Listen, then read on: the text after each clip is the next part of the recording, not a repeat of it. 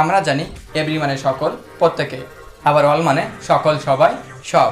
তাই অনেকে ভুল করে থাকেন এদের ব্যবহার করতে গিয়ে।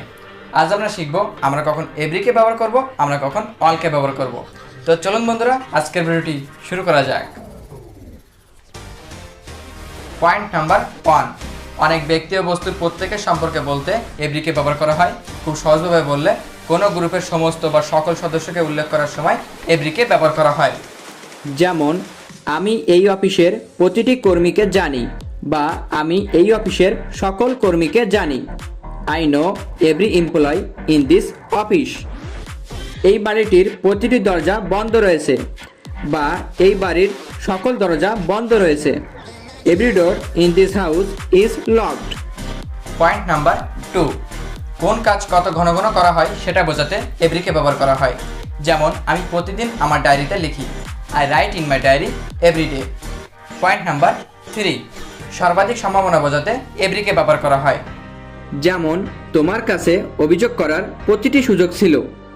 You had every opportunity to make a complaint.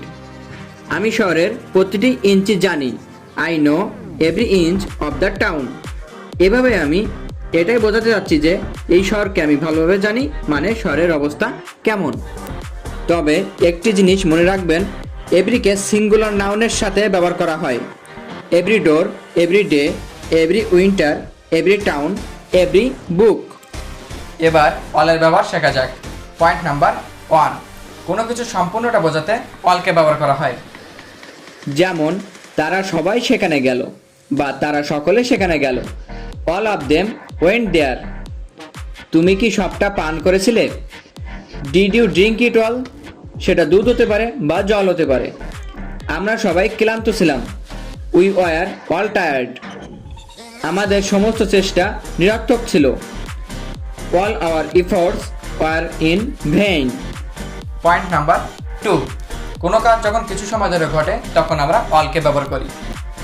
যেমন আমি সারাদিন ব্যস্ত ছিলাম। I was busy all day. গতকাল সারাদিন বৃষ্টি হয়েছিল। It rained all day yesterday. বন্ধুরা, এটাই ছিল আজকে ভিডিওটি ভালো লাগলে অবশ্যই একটি লাইক দিবেন, ভালো না লাগলে ডিসলাইক দিবেন। আর এরকম ইন্টারেস্টিং ভিডিও পাওয়ার জন্য প্লিজ আমার চ্যানেলটি সাবস্ক্রাইব করবেন। আপনাদের সাথে আবারও দেখা হবে অন্য কোনো ইন্টারেস্টিং ভিডিওতে।